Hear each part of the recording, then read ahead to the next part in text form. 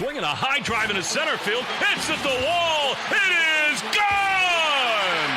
Casas does it again. It's gone. It's into the bullpen. This game is tied. He swings and rips one to center field. It's high. It's deep. It's back. It's gone.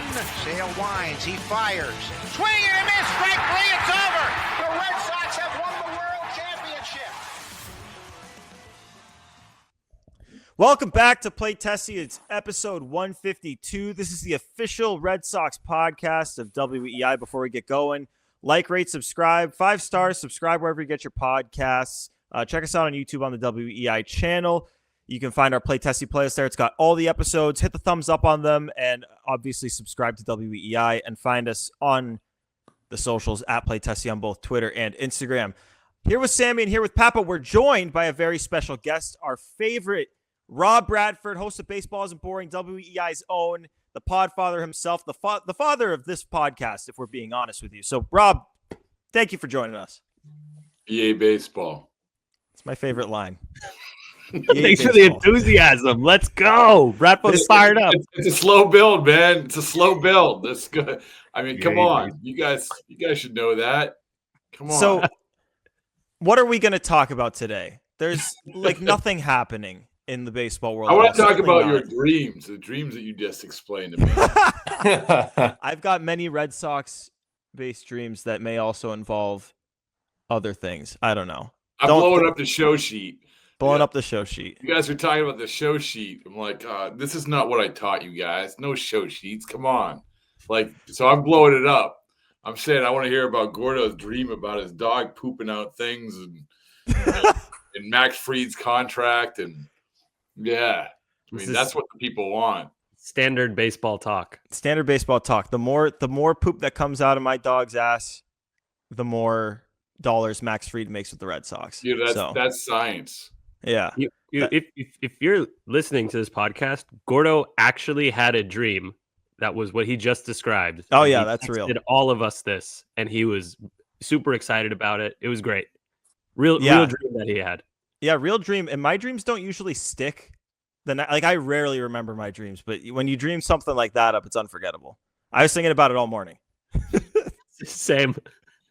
It's too bad that it wasn't because I like to think that dreams. I like to think a couple of things. I like to think that history repeats itself, and I like to think that dreams lead to things.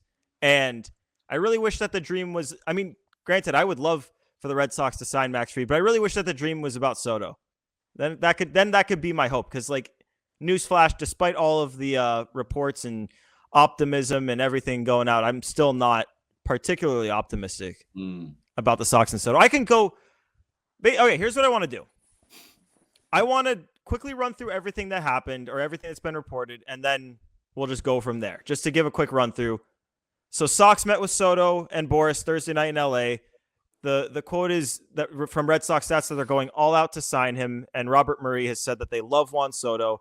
Rob, your quote, you said that you are getting the vibe that the Red Sox are approaching the Juan Soto situation with the kind of intent that we haven't seen in some time from them. Before we go on, do you want to just dive into that? People are going to want some context. What do you mean by that? Yeah, well, I needed more followers on Blue Sky. So I'm like, I'm going to tweet this out. Everyone is liking a lot of Juan Soto stuff. The things that I know to be true, the two things is that I can ask Joe Kelly about the Yankees and he'll rip them. And also I can tweet about Juan Soto and people will freak out. But listen, I never tweet stuff out. I am of the school that I think a million times before I tweet stuff out. And maybe I'm even too cautious sometimes. But as things were piling up in my head, I was like, you know what? This is how I really feel. This is how I really feel about this. This is legit how I really feel about this. And so what is the best way to phrase it? And guys, I keep coming back to the 2004 Netflix documentary. And just bear with me. I keep coming back to that because the thing that struck me the most about that was, is this honestly the same ownership group that is currently owning the Red Sox that we saw in that Netflix documentary? Because that was all like, hey, whatever it takes, Schilling and Folk and A-Rod, whatever it takes. And then you forget that all the way through the Dombrowski era, they never lost out on free agents that they wanted. They never did. The guy, and you guys correct me if I'm wrong, but you have to go back to Mark Teixeira to find the last time they said, we really want that guy, we're prioritizing that guy, and they lost out on him. It just never happened. David Price, $40 million more than anybody else. It didn't happen. So then obviously it takes this turn where this is where we're sitting in this alternative universe for the last few years. And when Juan Soto's name came up, it was like, let's be honest, guys. At the beginning of the offseason, I remember even this, sitting up in the suite at the GM meetings a few weeks ago. And I forget what the topic was, but I said to Breslow, like, hey, listen, oh, you're going to be more, like you're going to sign Juan Soto. Like, you're going to tell us if you're going to sign Juan Soto, right? Like, I was trying to think of the most extreme, absurd thing. That was the most extreme, absurd thing at that time. And then all of a sudden, they're interested. They're taking meetings. And my point is that my biggest point with the intent comment was that I legitimately believe that more so than anything they have had done since the Dombrowski era, that they are going into this with the understanding that we are going to try to win this. And if you are saying that, that to even sit at that table, you have to ante up. There is a buy-in to this conversation, right? There's a buy-in. Everybody knows this. You aren't, unless you start with the $600 million at least, like there's no meeting, none. So the fact that they had a meeting, that shows you that they're willing to spend the money. They understand what it will take. And then from there, you piece it together in terms of, well, okay, if you're willing to spend the money, do you have a legitimate chance? And I think all these teams that are involved in this all have a different case that can be made for them. And really, each of them are really different. And, I mean, we can get into that, like what the Red Sox case is. But I think that each of them are different, and we can't get inside Juan Soto's head to say, all right, let's say that everybody offers the same. What are you prioritizing? So anyway, that's a long-winded way of answering that question about the tweet. So there you go. Bradfo, I want to make it abundantly clear because I think I understand what you're saying, but wait, you want me to repeat it? I can do it. Yeah, can you do that whole? I want that whole 2 minutes and 30 seconds again. No, does this mean that you believe the Red Sox are legitimately willing to offer something in the ballpark of $600 million to Juan Soto? Yes. That same ownership that we've been crying about for times. I hope you're right. I believe you. I'm just my brain can't process. Put it this way. Even though, like Alex Cora couldn't confirm or deny that he went there, let's be honest, like he went there, right? So he's not going there, I don't think, unless they legitimately feel like that this is going to be a real thing. And I don't think that, and listen, Scott Boras can have this meeting and maybe he pretends to use it as leverage, but the Red Sox were never trying to get Shohei Ohtani, right? Because they were never going to spend that money on him at that time, even though they should have. But to answer your question, Sammy, yeah, like I legitimately do, and they could say that about Yamamoto last year.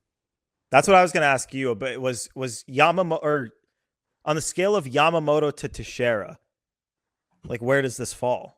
Because you compared it to Teixeira, and the way I remember, they lost Teixeira. I mean, Teixeira was the one they lost.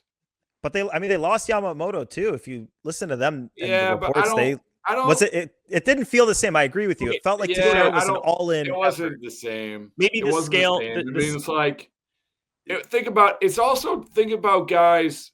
It was a different time. I mean, and that's what I'm coming back to. it's so bizarre to think about.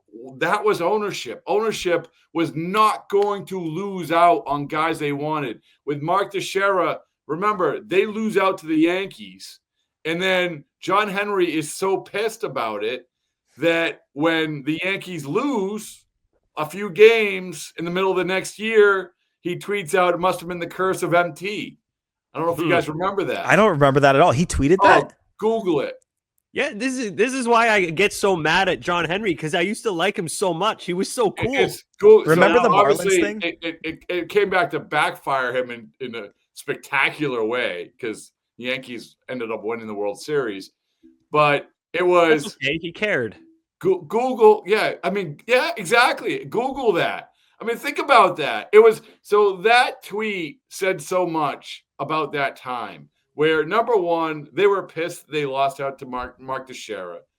Number two, there was this very real thing that Larry Lucchino had helped build which we also saw in the Netflix documentary of we are going up against the Yankees, us against them. This is a very real rivalry, the evil empire and all of that.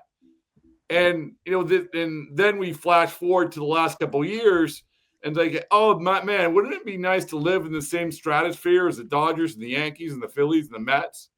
Like, wouldn't that be nice? Like, you're living in a total different tier here. But now it sure feels, and listen, they have lost the benefit of the doubt, but it sure feels like they are ready to get back in the tier that they used to be. But and I didn't even think of that tweet, like how that tweet was. And there it is, right? For those listening, John at John_W_Henry tweet from June 11th, 2009. The MT curse. Yeah, yeah, that's MT. fantastic. Oh my god! Right? So the MT curse, and again they won the World Series. It blew up in his face. But it is amazing that you have John Henry tweeting that. Like understanding like the how much he cared about it across the board. So I don't think he's going to be saying like you're the Juan Soto curse if all of a sudden they miss out on Juan Soto and he goes 0-4 in a series against the Red Sox. No, but still, it's there. The biggest thing here is the biggest thing is the allocation of resources. And again, we can get into. Okay, what case do the Red Sox have once you have have shown that you're going to have a buy-in in this poker game? What case do they have? Because this is the other part of it that maybe I'm a little bit more optimistic than most, that I actually do think they have a compelling case for Juan Soto that is different than these other teams. Now, if the money's equal, right? This is all under the guise that the money is equal, correct? Yes. Yeah, I mean, you agree that he's not about to take less money than anywhere. No, this is the money. This is money. Yes. This is all money. I mean, I'm sorry, it's all money. Assuming like you go back to Ohtani, right? You had the Blue Jays willing to pay the same as the Dodgers.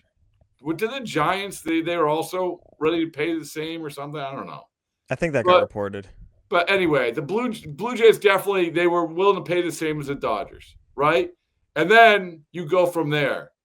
And then you're like talking about giving tours of the Dunedin facility and whatever.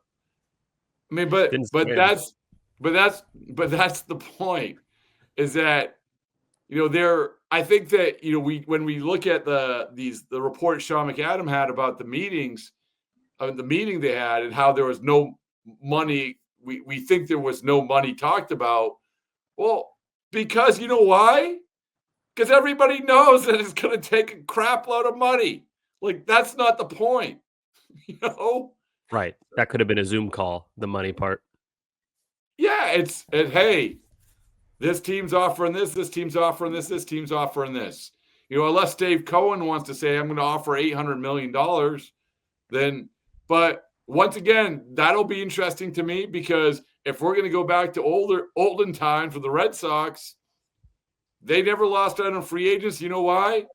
Because they were going to pay more. Go back, how much like instances are popping up in my head, like Daisuke Matsuzaka. How much did they pay more in the posting fee than everybody else? It A was like crazy 50 amount. million. Yeah, it was Right. like 50 something million, wasn't it? But that's It was- where I have pause though, is because yes, the Red Sox paid 40 million more than the Cardinals were willing to for price. They paid way over for Matsuzaka. They did it with a bunch of guys. But it's always like tens of millions, 20, 30, 40 million.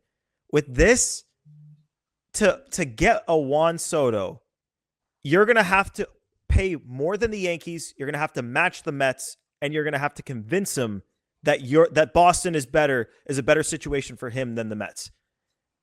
Yeah. Are they really going to be able to outbid the Yankees by like 20, 30, 40, 50, 60 Why million not? dollars? Listen, the way that I look at it is that when you get to that level, it's like you got the money. You have the money. Like right? Can we all agree on that? Yeah, you're not gonna walk away at a couple $1 million at that point. No. Like everybody knows you have the money. You know that you're gonna, and believe me, if they lose out, it's gonna be like, hey, listen, we offered the same. He just chose to go whatever. We're gonna hear a lot of that from probably all the teams, really. I mean, I doubt that whatever we hear from where these teams landed financially, it's not going to be far off. Whether we offered more years and we offered more annual average value and whatever. Every team is going to offer a crap load of money. Now, what's really interesting to me is if that is the case, and maybe I'm completely wrong, but I don't think I am. Then how does Juan Soto look at playing in Boston compared to playing in one of the two teams in New York or Toronto or maybe even Los Angeles? So does Toronto have a chance at this? Because I keep thinking of the benefits of each place, and obviously, if you offer the most money, then you offer the most money, and that's the case. But with the Yankees, it's you've been there, the organization, you get to hit next to Judge and he gets to protect you. With the Mets, they've got the most money. You can bring a World Series to Queens. Maybe Lindor has some appeal. With the Red Sox, there's the Dominican history, playing at Fenway Park, which is literally built for his swing.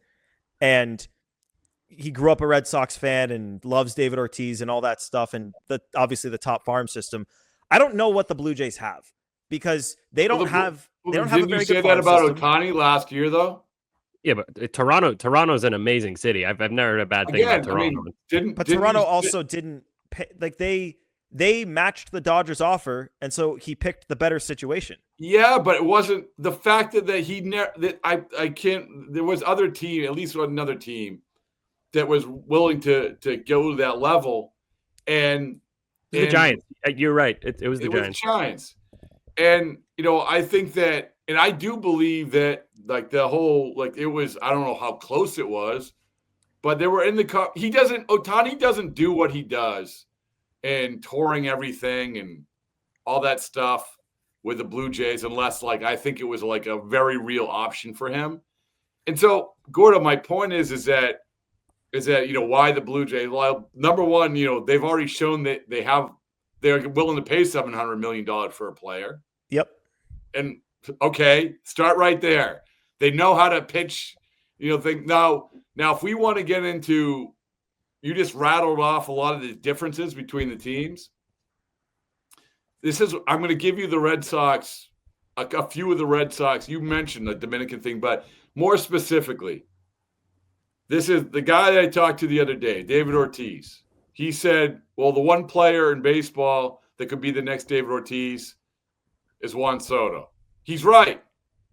And the Red Sox know that. The Red Sox understand they need the next David Ortiz and Rafael Devers. Great player, but not that guy. They need that next guy.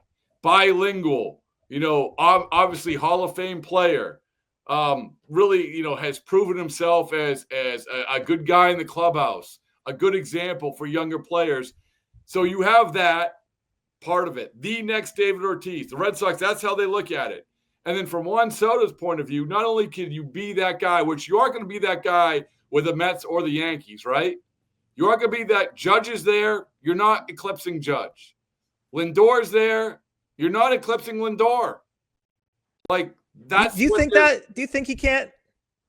Do you think he I think his can't? personality. I think No Lindor's way. personality is like. I agree there. I think but Lindor has Soto is just already. Lindor leaps and bounds. cemented himself this year, I think, as exactly what we're talking about. Mhm. So you have that, and then the other part of it is, and I'm sure they laid this out as well, is that when you look at what the Red Sox are going to be, as this contract goes along, it's a lot more palatable right now than it is for these other teams. It is Definitely. it is. This is the benefit of them not spending for all these years, and now we're Right. here. I'm not saying it was a good thing, just saying. Yeah, Here we are. such a hypocrite. I am. So, Rob, there have been like various reports about money is obviously the most important thing for Soto because he's a Boris guy. Why would it not be? And then that face of the franchise thing. If that is true, do you think that's like more important to him than growing up the Sox fan, the Dominican heritage? Do you think that's his like 1B? Or do you think it's full landscape? What's the best scenario? Okay, cherry on top, I'm that guy.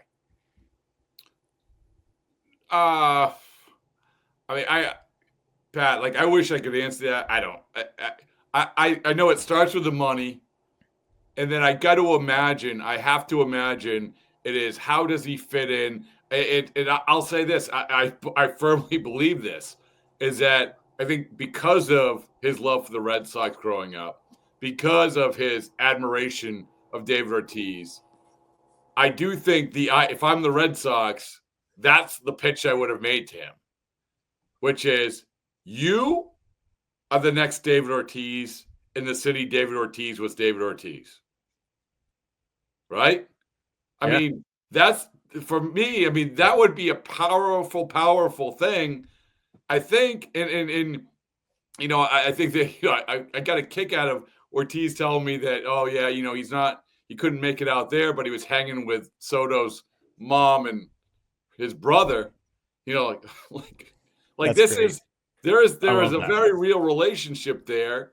And, you know, it does. I don't think, and, you know, just to be honest, I don't think David Ortiz needs to go out to California to have a meeting, be in this meeting. Because I think if they live in the same complex, they're going to see each other anyway. Right. So, you know what it was like. In Fort Myers, we were recruiting the next door neighbor all over the place because we were living in the same Brookshire complex, right? Right. Rob, It's a very powerful thing. On this meeting, one thing that came out, this hasn't been covered too much. You know, I'm a pretty big ADHD guy. I'm all over the place. When I was 26, even more so. Was this meeting with 26-year-old Juan Soto really 3 hours long? Because I feel like that maybe condense I it. don't know. That's pretty like. Is there a benefit to it being that long? 3 hours? You know, I hate. First of all, I have no idea, but I also hate these meetings where you do small talk for a half hour. Like every single meeting I have had to attend in my professional life, it starts off with this stupid small talk. And usually when it involves like people outside of your world, like salespeople or something, God bless them. I love salespeople. But it's like, oh, how do you think the Red Sox going to do? Like, really? Like, I don't know. So maybe there was an hour of small talk. I don't know. All I know is this. Like, I remember talking to John Lester about his meeting when, you know, they flew, I think, to his house, right? Yeah. Mm-hmm. In 2000, after the 2014 season. And he said, yeah, they had a scrapbook. You know, Oh, that's cute. But this is why all the other stuff it all comes back to the money for me, because like, yes, like you can be the next David Ortiz. Yes, like you can pepper the monster and hit 40 bombs a year. Yes, like you can play with this incredible team, but if Steve Cohen offers $750 million, he offers $750 million. And that's the scenario I want to get into here a little bit, because obviously you're right, Rob. For the Red Sox to have this meeting, for the Red Sox to have gotten to this point in the Soto sweepstakes, there is clear interest there, and there's an understanding of what it's going to cost on their end. I think that's great. If it doesn't work out, if they don't get Soto, first, is there a benefit to having met with the agents of guys like Blake Snell, Alex Bregman, Pete Alonso? Who am I forgetting? There's another Corbin Burns. Corbin Burns, that's the big one. And do you think that do you think they're as all in on this offseason as everyone else seems to? Like, if they miss out on Soto, is it going to be like Yamamoto, where they were all in on the young guy, but when the young guy came off the board, they shut it down? Or if they miss out on Soto, is it going to be, okay, plan B, we're getting this guy, and hey, maybe next year there's another young guy that hits the market that's pretty damn good himself, and Vlad Jr.? No, I think Soto's just an outlier. I think Soto's almost like a different budget. I think that this isn't like, oh, well, we missed on Juan Soto, let's go get the next position player.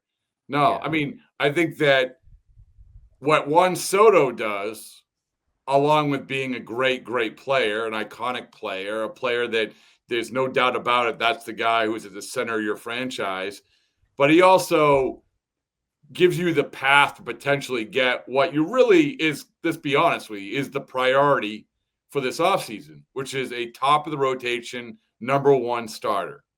Like, can we agree on that? Like, this isn't Juan Soto isn't the priority. He's not a need. No, you don't need him. He's not the priority. But if you do get Juan Soto, like that you're gonna trade one of these other lefty outfielders. Might trade him anyway, or maybe even Tristan Casas. And to potentially get a Garrett Crochet or someone like that, or a Seattle guy or someone we're not even thinking of, but still that doesn't change anything. Sign Juan Soto, don't sign Juan Soto. The top priority for this offseason is still finding that number one starter. So you talk about sort of the follow-ups to if you sign Soto, like maybe you trade an outfielder, maybe you trade two outfielders. I think one of the things that people aren't necessarily thinking about right now is what is the alignment if you get Soto? Because I agree, Soto's the guy that I don't give a shit about fit. You get the guy and you build the team around that caliber of a guy. Like that, he's just that good. He's one of those guys. There aren't a ton of guys in the league that meet that standard, and he's one of them. But if you get him, what does it look like? Because he's not going to sign on to play DH. He's playing the left field if you sign him. So he's your left fielder. Juan Duran, your center fielder, Cedon Rafaela, utility. Like, I got to take on this after Rob. Yeah. Well, I want to hear from everyone on this. Because, go ahead, Sammy. Go ahead. I truly don't know the right answer. I do know that it's not something that should stop you even for a second from pursuing the guy. But I'm just curious, like, what would the next moves be? If we're going to dream this dream, like, let's dream it. I think they move Duran. If they get Soto, they move Duran. His value's never going to be higher. He's on a cheap deal. Like they're not going to extend him if they get a guy like Soto. Rafael is already locked in. I don't know if Duran could really handle right field. Gordo, I know you don't fully agree with that, but right field at Fenway is just a beast. We can talk I wouldn't about put him that out later. there. I wouldn't put him in right. Oh, okay. Never mind then. Sorry for putting words in your mouth. But I do think like if they sign Soto, it's just it would be simple. It'd be like Duran moves to, for example, like Seattle for one of their guys. I don't know who, but I think it's that simple because Soto's not a good defender. That's his weakness. If he has a weakness, it's his defense is a little bit below average. He's not like Yoshida out there, but he's, not great. So I think they stick him in left field, kind of quote unquote hide him there. And then you move Duran while his value is high. Pat and Rob, what do you guys think about it? Pat, go ahead. I think I personally, what I would do is move Willier. And then with Soto's shortcomings in the outfield, he's in left field. He gets to play the short monster. Cedon in center because he's just that good. That's kind of like a Story and Raffy situation. Cedon is going to make up so much ground for Soto out there. And then Duran has the speed, the arm. I have no qualms about him playing right field at Fenway. So what about I Roman? Personally would go Soto, Cedon, Duran, and trade Willier. What about Roman, though, when that time comes? Because maybe he'd probably, I'd say under 50% chance for opening day roster, but that's happening next year. Yeah. So when that point comes, Cedon goes into that super utility role. Duran, and then you just figure out who plays center. Both of them can do it between Roman and Jaren, but you just have to figure it out when that time comes. Rob, what about you? All right. Before I answer that question, I was just looking up net worth of owners. It's batshit, but Steve Cohen is compared. Yeah, so it's like that's what we can't forget, right? Yeah, it's bad. And let's make this very clear. We begin with a statement, and we'll just keep that in people's minds. This is going to be about the money, right? Yes. This is going to be about the money. So you have the Steinbrenner family at about $3.8 billion. You have John Henry at about $3.6 billion.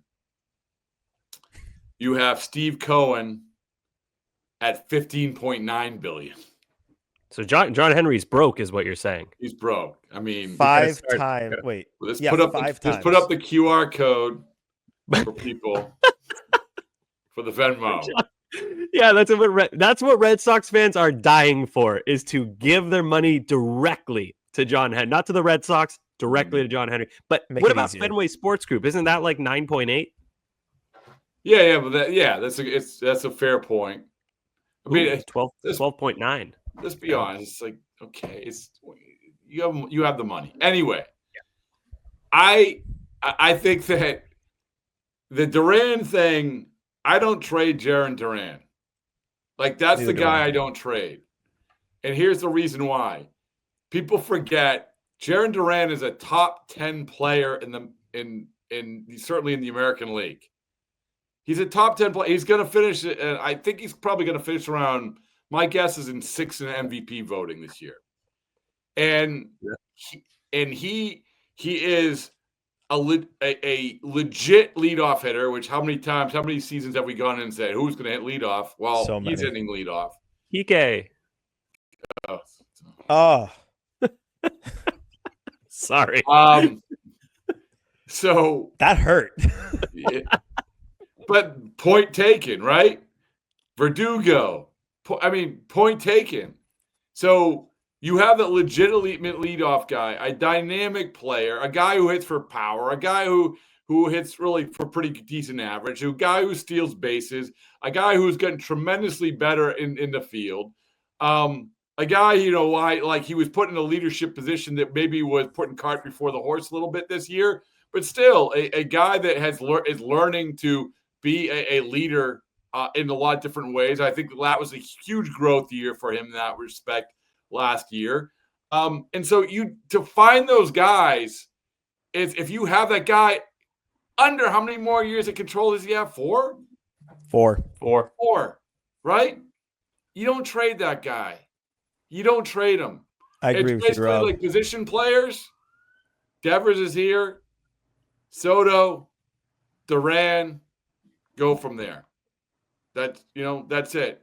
And then you figure it out from there. But, in terms of the other guys, figure it out. I mean, it's The Soto, this is one of the things. We had on Andy Martino of SNY on the Baseballs and Boring podcast. And he was really like, and obviously this is a guy who's seen Juan Soto play every day last year. The fielding is a very real thing. I mean, it's a very real problem. But how many times have we seen that? Well, just play left field. This is, as Ortiz said once again, Devers and Soto is Manny and Ortiz from the left side. That's what you pay for. It's not bad. It worked. They won 2 World Series. I don't know if you guys know that. Can I tell you guys what I would do? Looking at a long-term. Does it involve your dog pooping? No, not this time. Okay. Then proceed. That's only for Max Fried, which we'll have plenty of time. I hope they sign him and tell him about it. We'll tell him about the dreams. No, but here's what I would do. I agree with you, Rob. I'm not trading Duran. I think if you build a lineup with Soto in it, he crushes lefties and righties. So I don't need 5 lefties, 4 righties. You need 3 righties and a platoon. Your platoon can be the DH with Yoshida and Refsnyder. You can have shortstop and Story, second base, whether it be Campbell or Grissom, and who am I forgetting? Wong at catcher? I don't know. Like your outfield long-term, Soto, Duran, Anthony and right. Cedon is a super utility who comes in and plays every now and then. I'm totally fine with that bat not being in the lineup every single day. I don't know about you guys. Like, I'm not sure how much I see it with the bat with Cedon, and bringing in Soto, giving you an avenue to legitimately make him that super utility player that I think he'd be better suited for that role, because Duran would have to play center there. I don't think Duran can handle right in Fenway. I don't think he's got the arm for it. So it'd have to be that way because Soto's not coming to DH. I think that would be a good thing. It's like almost, I don't want to call it addition by subtraction because Cedon obviously has potentially more room to grow, but man, that's a dream worth dreaming right there. You're moving, in this case, like we don't have to get super into this, but are you moving prospects for a pitcher? I'm moving Abreu and I'm moving Marcelo Meyer because long term you can't have another lefty. You'd have to move Marcelo or Teal. I'm fine with that. I think that's just. My thing with Duran. Don't get me wrong. I would say I think he might even finish better than 6th in MVP voting this year. He was unbelievable at everything. My thing with him is his success, and we've talked about this before, is largely predicated on his speed and agility as well. It's not just he runs fast; he's agile. How long does a guy maintain that? I don't know. Especially when he's 4 years. It's 4 years. He's agile. Like he's got quick, fast twitch muscles. Like he moved when he cuts around first base. That's doing like defensive slides. What do you mean? What? He's not doing defensive slides. But he's terrible at taking routes to baseballs, and that quick twitch helps him make up for Duran? it. Duran? No, Duran got great at it. Routes? Sam, come on, he was like 99th percentile. Defense, yeah, but his routes aren't good, so it's like, how long does that last? What are you talking about? His routes to first, his routes running to first base? No. 99th percentile routes. He can't get to 99th percentile outs above average running bad routes to the ball. He fixed that. He used to have bad routes. Steamer didn't like it. All the projections don't like get the out defense. of here with that. Oh, shut up! I cannot. Just saying. Go away. You sound like you're describing Jalen Polk, not Jarren Duran. Oh God! You're just talking football terms. No. Jarren Duran is a great major league outfielder.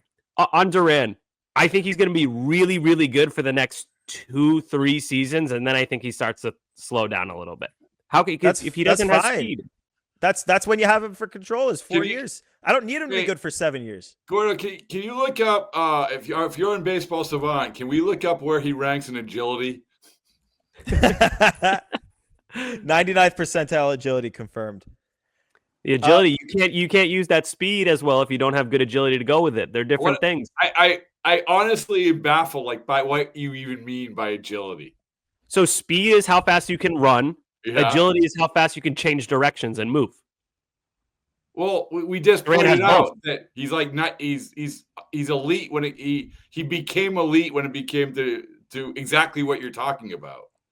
He is 95th percentile in range, 95th percentile in fielding run value. His arm is way better than it used to be. Jeez, 87th percentile arm value and 75th percentile arm strength. I think that's for left field, though. But 75th percentile arm strength. I want to come back to this is a wonky question for Sammy, but you had said that you think he'll finish above 6 for AL MVP. Yeah, probably. Let me think. Like if you go Judge, Soto, Gunnar, Bobby Witt, Gunnar, Durant. Yeah, probably put him 5th. Unless there's a pitcher who was unbelievable. Jose Ramirez. Give me Duran. I think Duran. Yeah. Look it up. I'd go Joe Ram. I'm not saying I had a vote, but I had a vote.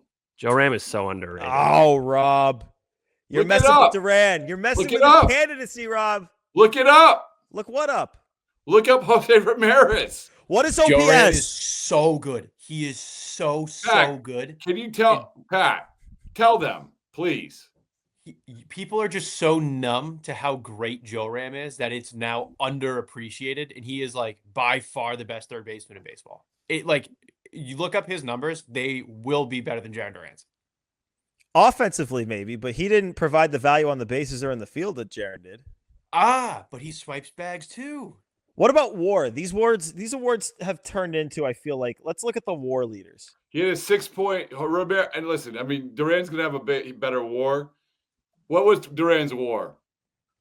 I'm gonna pull it up. Jose Ramirez was 6.8. Oh, look at this. Jaron Duran, 8.7. 8.7. Yeah, but you're right. I mean, that's a lot of people are immediately go to war. Hold on.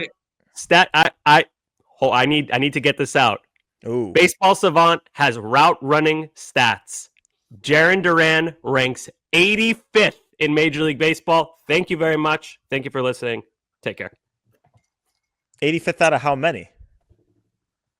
Everyone. So he's like 1,000. He's all right at it. That sounds good. But no, there's a lot of guys ahead of him. Can we go back to Jose Ramirez? Hunter Renfroe is better at routes. Jose Ramirez, 39 homers, 41 stolen bases. 118 RBI, 143 OPS plus. This guy's a freak. My God. Man, I feel bad for disrespecting Jose Ramirez. How does he fly under the radar every year? And by the way, his team won. This stuff. That's fair. That's a good point. I want to jump back to the Juan Soto stuff because this is the Juan Soto show. I want to think about what it would mean for the Sox-Yankee rivalry to see the Sox steal him from the Yankees. Can we dream on that for a sec? What would that look like? A-Rod revenge. It might be worse. Because they didn't even Louis Tiant revenge. Louis Tiant revenge. Yeah, but think about what are the Yankees without Juan Soto? No, they're bad. Sammy. They're bad. I said this. This is where it can get dangerous when it comes to the money part of it. Because of all these teams, there is no team. I don't think he's even in a question that needs Juan Soto more than the Yankees need him. Agreed. Mm-hmm. They're legitimately not look at that lineup without him. They're not good. Think back to the Sox Yankees games from this year. What the Red Sox would do to attack that lineup. They would, and granted, the Red Sox at times didn't have a lot of lefties in the bullpen, and certainly the quality of lefties was not what we hope it'll be next year. But what they would do was they would put a lefty in when the Yankees had a lefty at the bottom of the order, and they would keep the lefty in through the top of the lineup. And if they were lucky enough, they could take the lefty out and put a righty in for Judge. But if not, they would prefer to throw a lefty to Soto and Judge than a righty to Soto and Judge. The blueprint that the two World Series teams had when it came to what you can have at the top of the order. That's what every team should strive for, right? You have to get through these guys. These guys. You know it's coming. So you're going to have to burn your closer in the 7th because these guys are coming up. It's the Ohtani graphic. It's the Fox graphic. Mm-hmm. 6 batters until Shohei Ohtani's up. Ominous. It's ominous for the pitchers. That's how it was with the Yankees, right? Yeah. And that's especially early in the season when they had literally just those 2 guys in the lineup. Yeah, and that's honestly that's how it used to be with the Red Sox. I mean, you go back to when Mookie was rolling, a big part of that was hitting in front of Devers. Well, Devers. JD. Benintendi was, Bogarts. There was no room to breathe against that Red Sox team. 2018. I figure we're talking 2018 because we're talking good old days. Yeah. But I can't even imagine what Yankee Stadium would be like if that happened and Juan Soto walked back into that ballpark wearing a Red Sox uniform. What crowd would do. He would be the ultimate heel in New York City. That would be that would be great for baseball, I think. If he same with the Mets if he went to the Mets, but I'd rather Red Sox. Come on. I don't think he gets the treat. I think if he goes to the Mets, the perception of it is, oh my God, yeah, of course. They threw gazillions of dollars at him. He took that. If he goes to the Red Sox, it's like, this motherfucker abandoned us. We got to show Mets, Yankees fans live among Mets fans. So they'd have to hear about it ad nauseum 24/7. That might even be more painful. I was actually talking to a friend of mine who's a Yankees fan who said he'd actually rather Soto go to the Red Sox than the Mets for that reason. Well, that just shows you how far we've fallen because that cannot be their answer. That was my response. Their answer. That was my exact response. I was like, that's pathetic. We need to step it up as Red Sox fans and be just awful people like we used to be. I dream though. I dream because it would be so hostile at Yankee Stadium that it would almost Fenway Park would have to level up to match it. Like, it couldn't just be that Yankee Stadium is this death zone and Fenway Park is just like, oh, we're the friendly confines. Maybe there's like one fight in the crowd. No, like, we're going to have to step it up and match their hostility, match their assholeness. We have to show them that, yeah, we're dickheads too. Gotta match assholes. What do we have for percentages? The Soto coming to Boston. I feel like we're gonna have a big variance here. I want the three of us to go first, so no one's influenced by Rob. Okay, I have 1.5%. Oh, that's low. I just don't think it's gonna happen. I have it at 5, and I thought I was being pessimistic. I was at 5 a few days ago, and then the more I think about it, the more I'm like, it's just not gonna happen. Did I sell you any more? You No. Rob, you make me think that if the offers are the same, they have a real chance. Like a real chance if the offers are the same. But I keep going back to, what did we just talk about? The Yankees cannot lose this guy. The Mets have more money than God. This is their white whale. Those two teams have so much motivation. And then with the Red Sox, it's like, I'm glad that they really want the guy, but there's no like if they don't sign Soto, there's other avenues that they can take to make this team really good. I just don't see them matching that motivation from the New York teams. That's why I'm so low. Rob, you sold me on the Red Sox being aggressive more so than Soto to the Red Sox, I think. Because I just can't, what Gordo just said, I just can't. Good way to put it. Like, also, okay, 2.5%. I'll be half of 5%. 1.5 was too pessimistic.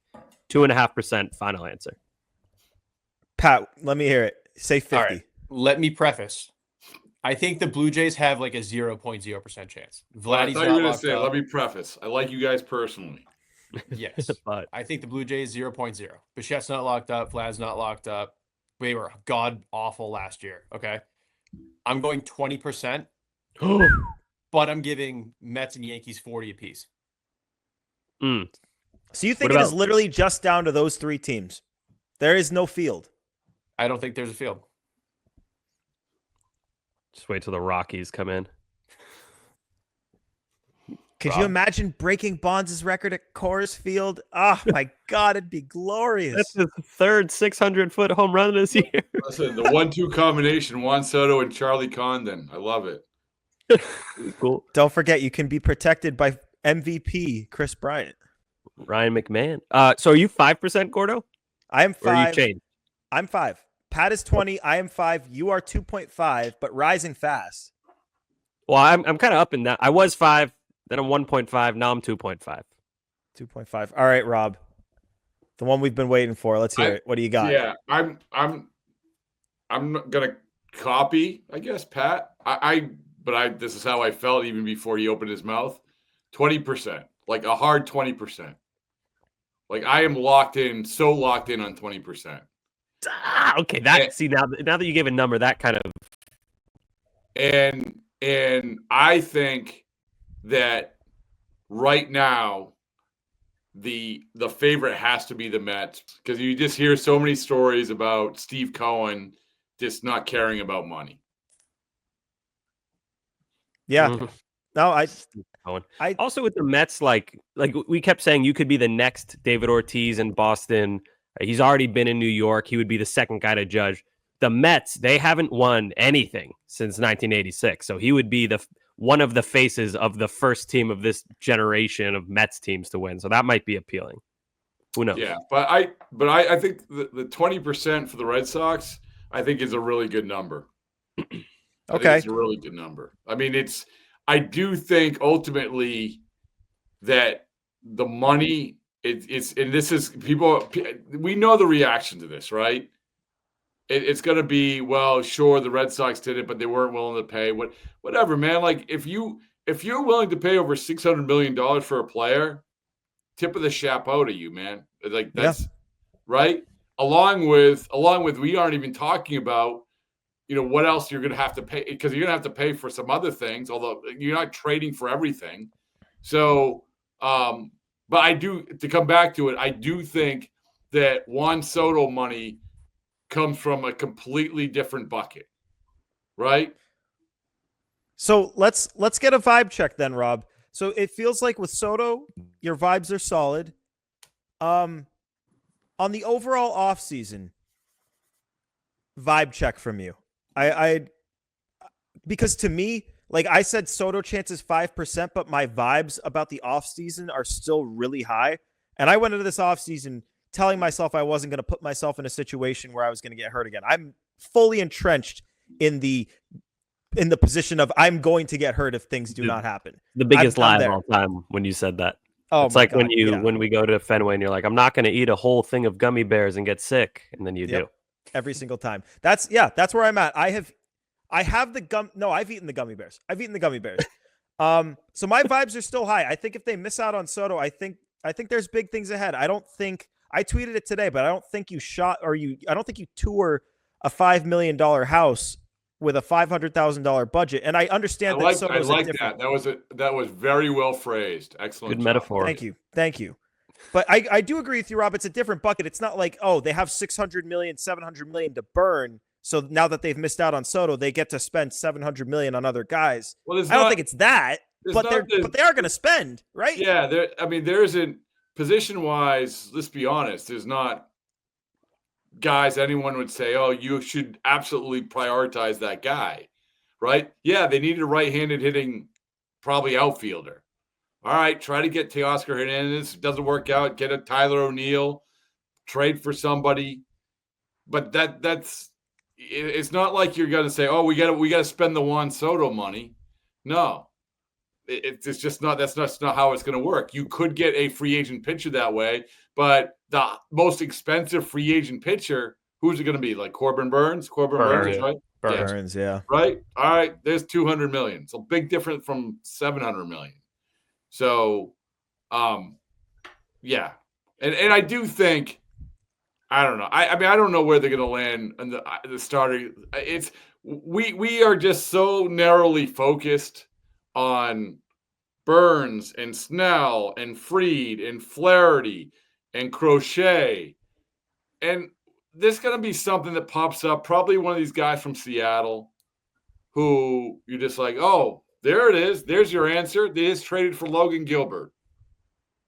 There it is. Like Castillo. They're going to salary Luis dump Castillo. Sorry. Yeah, Luis Castillo. So but the point is that I legitimately think, and this isn't breaking any news or saying anything that I don't think anyone else hasn't been screaming, is that I legitimately think that their approach this year is going to be dramatically different from what we've seen in a long time. Again, coming back to the intent thing, this is the aggressive. They said they're going to be more aggressive, but they also said, I keep repeating this, but his line, Breslow's line of we're going to be more decisive, like that's the one that I liked.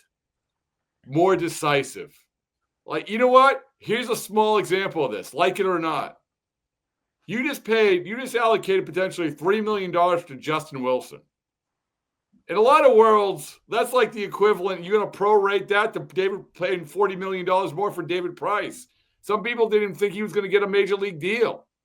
But you allocated $3 million, and people say, oh, you overpay. Who cares? If you like the guy, then pay for him. And you did it early, too. You did it early. They took no chances with that one. And that's what they should have done last year. And I don't think Breslow probably gets signed off on it. But they should have done it with Seth Lugo. Teoscar, right?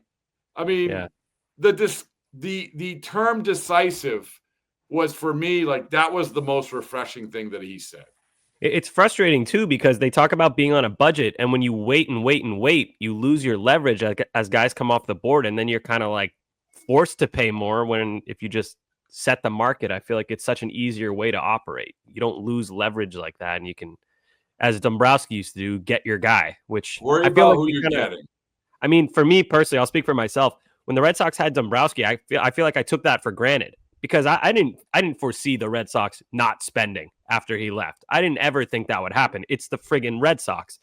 And he always got his guy. Of course he did. He gave them the most money. But now you look at it, that's impressive in hindsight. And, like for me as someone who we do this show, I'm a big baseball fan. That's like a learning thing for me, I'll say. Like that, should have appreciated Dombrowski while he was here. And I hope the Red Sox can get back to something remotely similar to that in terms of aggressiveness. It really is. I've said this a lot of times, but it really is about identifying the guys that you want and going out and get them. And also what the Dombrowski way was, I'm going to get that guy. Oh, you want 4 guys? Okay. 1.5 of them are going to make the major leagues, and none of them are going to be as good as the guy that we just got back. Like Right. Craig Kimbrell, 4 guys. Chris Sale, 4 guys. And so for me, and that's what I sort of like what Breslow did at the deadline, in the sense that he gave up a crap load of guys, a lot of them, but he was sort of bargain basement, because all those guys that everybody knew they weren't going to protect him for the Rule 5. So it's not like you're giving up really guys of value. But if you can do that, and you can, and really like Heim did the opposite, right? He was a guy that got 4 guys back or 5 guys back.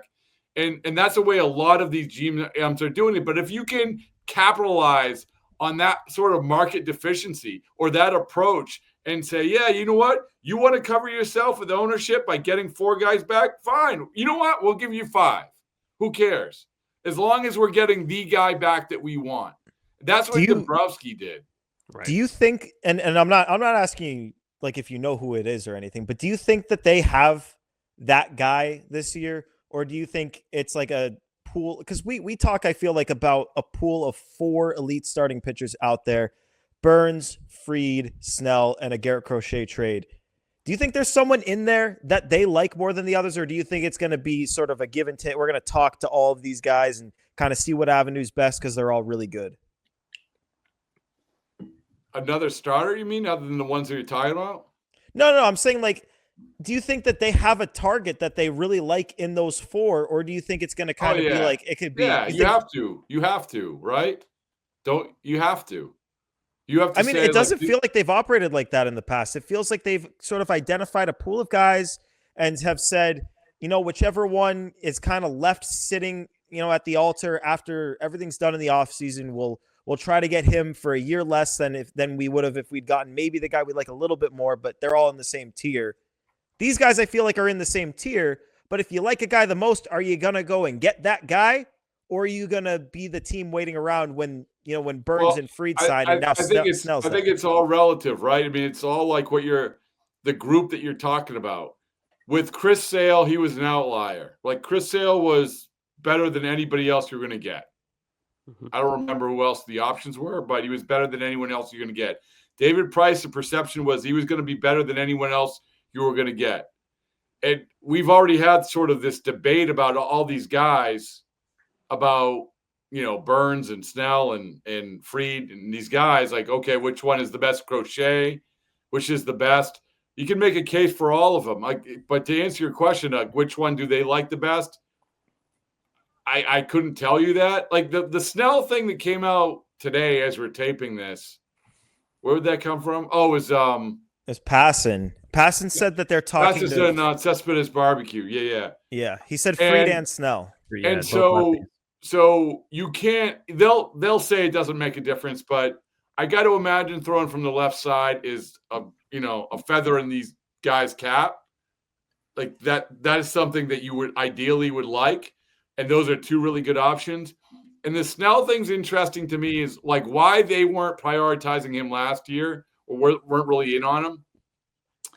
The Boris, I remember at the GM meetings last year, was going out of his way to say, who is a really good fit with the Red Sox? And remember, he had Jordan Montgomery too. And did he have someone else, another pitcher? Did he have? He had Bellinger. He had Matt Chapman. He had Bellinger and Chapman. Yeah, well, I'm deciding the pitchers. So, but he said, who was a really good fit? Our, models have suggested in Fenway Park is Blake Snell. Like, and I know that's agent speak, but it was interesting to me that, he can say that, but he has to back it up, right? And so that's always stuck in my head. When that comes out, like, I'm like, I don't dispute that. I like Blake Snell. So he's got 2 Cy Youngs. It'd be fantastic.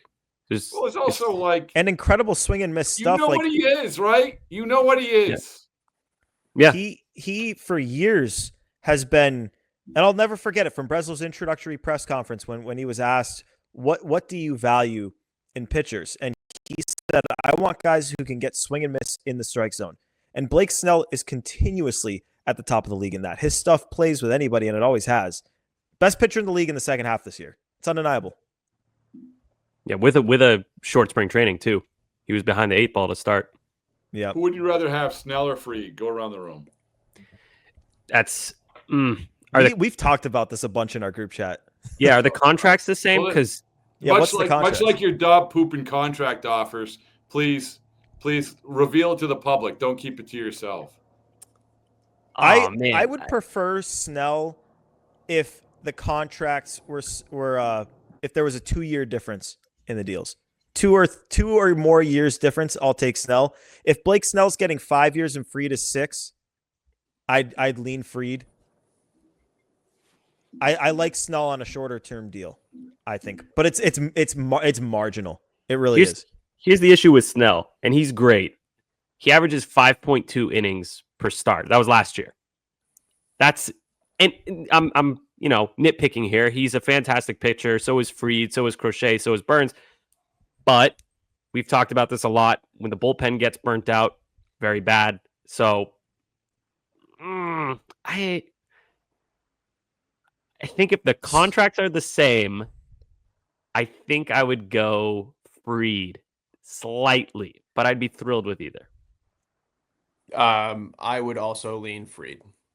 He gives you more depth in games. He's a guy who doesn't rely on velo. I think his stuff's going to age really well. That contract should be on the nicer side, where a guy like Snell, who relies on high velo and his off speed, the second he loses one of those, I don't think it's going to be great. Personally, I like Fried more than Snell, and I wouldn't even call it close. I think I very much prefer Fried. Okay, that's interesting. Fried averages 6 innings a start, roughly, slightly over 6. I do wonder though, with a Sox, with the pitching, whatever they call themselves, the run prevention unit, whatever, that they love stuff. And if you go and look at Stuff Plus, I was reading Alex Spear's article this weekend, and it really stuck out. And the point he was trying to make was that Nick Pivetta has better Stuff Plus than Burns, Fried, and Snell, I think, too. But Fried was way below all of them. So is Max Fried really going to be the guy that they give their first giant pitcher deal to when his Stuff Plus, and I think Stuff Plus is incredibly flawed, because if Nick Pavetta's Stuff Plus is significantly better than Max Fried's, then what is it really telling you? But if that's what they're looking at, are they really going to make him the guy? Tough to say. I don't know. That's why I think the Red Sox would probably prefer Snell for that. And by the way, Snell has better Stuff Plus than those 4 guys we've been talking about: Crochet, Snell, Fried, Burns, and it's a big gap. So it's not like they're like 1, 2, 3, 4. It's a pretty big gap if you're using that Stuff Plus stat that we joke about it, but it means something to these teams, so should take it seriously. It's interesting. I was talking to one executive. We were talking about Crochet, and is he going to hold up? He said, "Listen, you sign any pitcher now, you're expecting that one of these years are going to be wiped out, right? Like that's what you're expecting." Because everybody gets Tommy John. It's just the way of the world now. Mm-hmm. So, I look at it like, well, which pitcher might be able to avoid that for the longest period of time? I don't know. Crochet, baby. I mean, Crochet is my number one by far.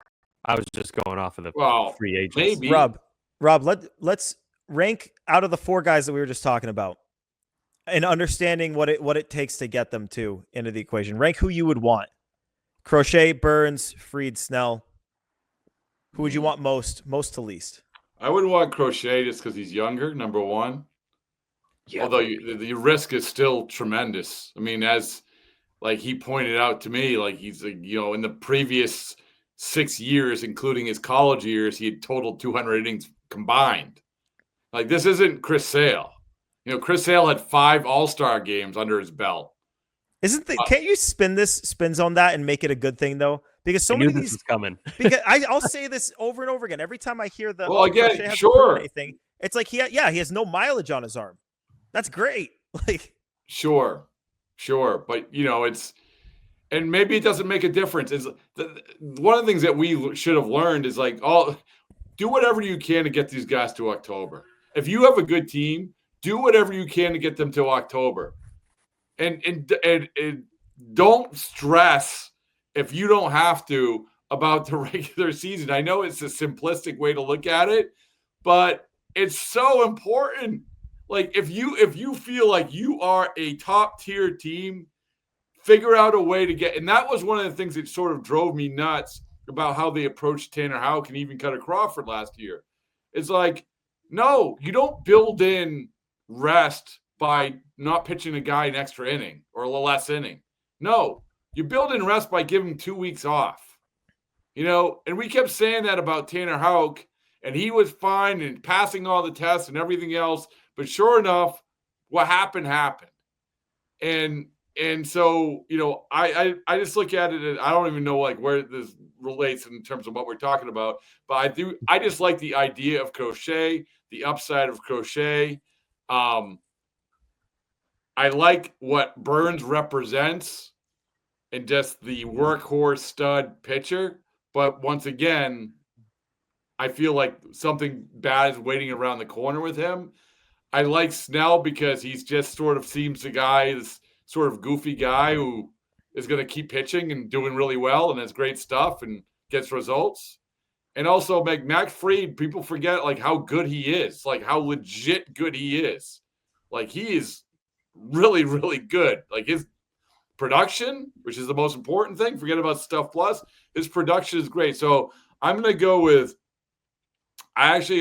Crochet, Fried, Snell, Burns. Ooh, Burns last. Yeah, Wow. but that's Burns, yeah. And that's unfair. Like I'll probably They're year all from great. now be like, that's his dumbest list of all time. No, I mean the beautiful thing, it's so interchangeable. They're all terrific. Like Exactly. if the Red Sox end up with one of those guys, like I get that we're all wrapped up in Juan Soto right now, but if the Red Sox end up with one of those guys, like think about what Red Sox fans have endured in the last like 6 off seasons. Getting one of those guys, that's a huge dub. Huge dub. The small part about Corbin Burns, which I love, which means zero probably. I believe he was the only pitcher to pitch. Did we mention this? He was the only pitcher to pitch 8 innings in the postseason. Oh yeah, 8 innings, 1 run. And my point is that he did that in October, while most everyone else was running on fumes. Mm-hmm. I like that. It's a good point. It's a good point, and it matters. And it matters because Max Fried hit or miss in the postseason. I want to say I was looking at his game logs. It was he had a lot of success early in his career in the postseason. Lately, like this year, wasn't that great. Snell didn't make the playoffs this year. Crochet obviously hasn't pitched in the playoffs.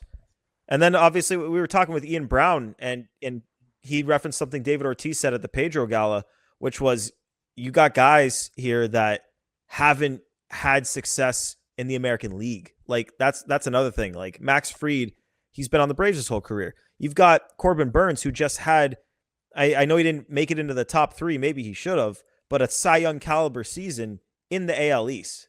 That means something. Mm-hmm. Yeah. I'll also say this, is that one of the things that I've thought a lot about, since the postseason, and I forget who brought it up, but I thought it was a good point, was this idea of like 200 innings, right? I think that Manaea crept over 200 innings total, but there was no Zach Gallen pitching 240 innings anymore, right? There was none of that. And I think that in the World Series, of the 2 World Series teams, the most innings any one of these starters pitched was Carlos Rodon at like 184. Now you say, well, that's not a lot, but here's the thing to keep an eye on, which is this day and age of pitching, that 184 might be the equivalent of 220 because everything is throw harder, spin more, all of it. And I think that's a very real thing. You prorated the innings. Yes, I did. I am the All right, best Rob. orator of innings of all time. You let it be said Let and it be said, done. let it be done. So we're running. I mean, this has been an awesome episode. I've loved it, but we gotta ask you one last question to wrap this up. Predict the Juan Soto contract. What's the number going to be? 700. The big 7. Wow. Wow. The big I 700. mean, what was it? The Carlos Baergas. Listen. I give Carlos a little credit. He hits more than he misses, right?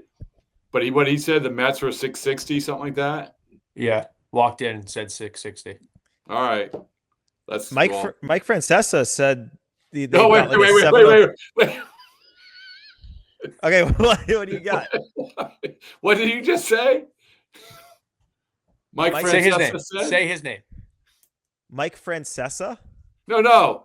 No, you said it right. I'm just like, that's an odd baseball insider. Whatever you're gonna say next. He said, and I admittedly didn't watch the clip I've been meaning to, but he said that they've got a $702 million contract up their sleeve. 702? That's what he said. It's a weirdly specific number, Francesa. Is that not how you pronounce it? Rob keeps laughing when we say the name. No. I've never said it out loud in my life. No. It has nothing to do with how you're saying the name. It's just like he's not a baseball. I was like, shit, is it Francesca? No, you're right.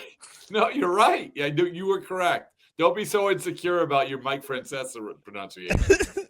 Francesa. It's just like I will, if we had the FanDuel odds of like what Mike Francesa breaking the Juan Soto deal, I think it would be like, 120,000 to 1. Plus 120,000. Love it. I would put $1 on it. Hey, he's from New York. You never know. He's got the scoops, Rob. 700 mil from Bradfo. I am taking Rich Keefe over Mike Francesa. 702. And you think the Mets are your favorite as of right now? Yes. Money. If it gets to 700, I'll take the Mets too if it's getting to 700. I was going to say like 675 to the Yankees, but I don't know. Well, yeah. Anyway, Rob, we're going to have you back soon because it's far from over. I know like we think, free agent takes meetings and then signs immediately. That's not going to be the case here by all winter accounts. meetings. I offered you guys to get on the baseballs and boring private jet to go to Dallas. Like, it's going to happen at the winter meetings. I think so too. Yeah. I think at the winter meetings or shortly before. But it's going to be a hell of a, 3 weeks? 3 weeks we got until then? 3 weeks. Yeah. So we got some time, plenty of time to talk Juan Soto. Even if the Red Sox don't sign him, thank you for throwing us a bone and letting us talk about it, dream. And even if they don't get him, we'll have dreams to dream after, especially about Max Fried. And your dog. And my dog. But Bradfo, we appreciate you jumping on with us. This has been episode 152? 152 of Play Tessie. Comment, rate, subscribe wherever you're getting your podcasts. 5 stars. Subscribe. Check us out on YouTube on the WEI channel. We've got a Play Tessie playlist there. You can see all the videos. Hit the thumbs up there. We really appreciate it. And follow us on the socials at Play Tessie on both Twitter and Instagram. Also follow Baseball Isn't Boring at BB Isn't Boring on Twitter, and Bradfo is at Bradfo on Twitter and Blue Sky, which I'm now on but not using, but I'm on it. Same. I'm not doing it. I just cut and paste everything from Twitter. I'm on Blue Sky solely for Red Sox stats. I think I follow Rob, Alex Spear, and Red Sox stats. That is it on Blue Sky. I joined it and I didn't want to start posting and then stop, so I'm giving it time because, God, I don't want to have to freaking post twice. But at the same time, if Twitter dies, like I'll be there. But I'm on it. We're all Sammy will get on it. I'll get on it when it gets more popular. Get on it, but don't post. Just get on it so people, when they're like finding people, like I joined Blue Sky, let me find all the Twitter people so they can search you and find it. Maybe. All right. Yeah, fine. I'll do it. I hope Twitter doesn't die. admittedly hope it doesn't die, but I hope it whatever. does. Appreciate you guys tuning in. Rob, we really appreciate you joining us. This has been an awesome, awesome episode, and we're just excited to see how the rest of these sweepstakes play out. But until next time, this has been Play Tessie episode 152. Thanks for tuning in. Peace. Yay, base.